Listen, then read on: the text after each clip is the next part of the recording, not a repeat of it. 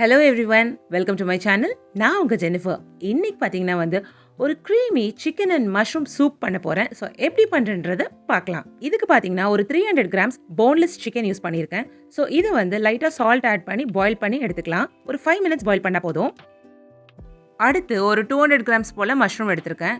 இதை லைட்டாக சால்ட் போட்டு க்ளீன் பண்ணி எடுத்துட்டு அதுக்கப்புறமா குட்டி குட்டி பீசஸாக கட் பண்ணி எடுத்துக்கிறேன்.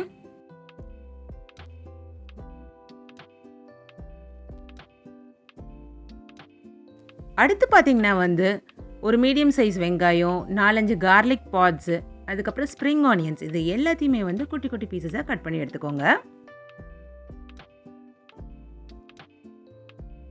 சிக்கன் ஒரு 5 மினிட்ஸ் வெந்ததுக்கப்புறமா அதை நல்லா ஆற வச்சுட்டு அந்த பீசஸை நல்லா பிச்சு போட்டு எடுத்துக்கலாம். இப்போ ஒரு பேனில் லைட்டாக பட்டர் இல்லைன்னா ஆயில் ஆட் பண்ணிவிட்டு நம்ம சாப் பண்ணி வச்சுருந்த ஆனியன்ஸ் ஆட் பண்ணிக்கலாம். ஃபஸ்ட்டு லைட்டாக அது கலர் மாறுறப்ப நம்ம கார்லிக்கையும் ஆட் பண்ணிக்கலாம். இப்போ பார்த்தீங்கன்னா நல்லா அந்த கார்லிக்கோட அரோமா சூப்பராகவே வரும். அதுக்கு அடுத்து நம்மளோட மஷ்ரூம்ஸ் கட் பண்ணி வச்சுருந்ததையும் ஆட் பண்ணிக்கலாம். இது கூட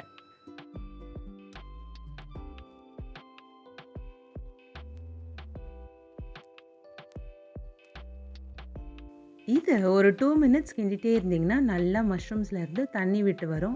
இந்த ஸ்டேஜில் நீங்கள் ஸ்ப்ரிங் ஆனியன்ஸ் ஆட் பண்ணிக்கோங்க.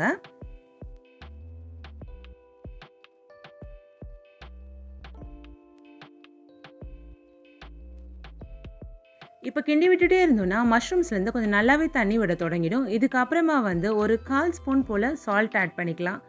ஆட் பண்ணிவிட்டு நம்ம பிச்சு வச்சுருந்த சிக்கனையும் இது கூட ஆட் பண்ணிவிட்டு நல்லா கிண்டி விட்டுக்கலாம்.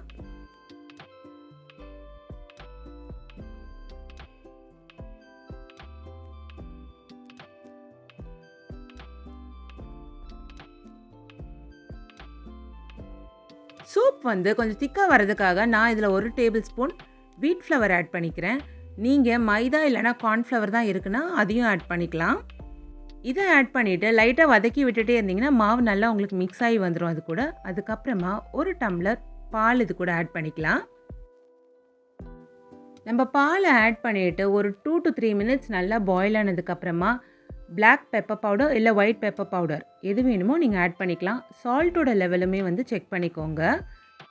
அடுத்து ஒரு 2 to 3 tablespoon fresh cream add பண்ணிவிட்டு ஒரு 2 to 3 மினிட்ஸ் பாயில் பண்ணி எடுத்துக்கோங்க. பாயில் பண்ணி எடுத்துட்டிங்கன்னா நம்மளோட soup is ready to serve. இந்த ரெசிபி உங்களுக்கு பிடிச்சிருந்துச்சுன்னா லைக் அண்ட் கமெண்ட் பண்ணிவிடுங்க. நீங்களும் இதை ட்ரை பண்ணி பார்த்துட்டு சூப் எப்படி வந்துச்சுன்னு கமெண்ட்டில் சொல்லுங்கள். மறக்காமல் சேனலுக்கும் சப்ஸ்கிரைப் பண்ணிக்கோங்க for more and regular updates. Thank you all.